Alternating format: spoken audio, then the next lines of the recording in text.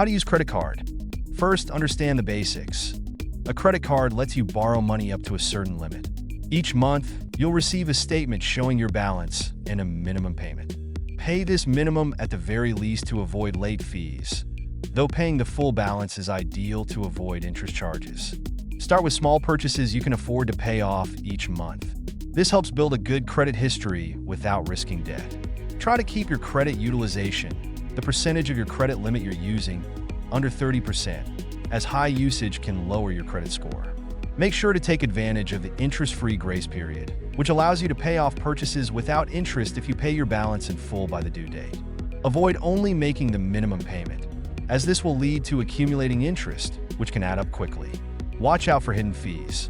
Beyond interest, you may face fees for things like cash advances or foreign transactions.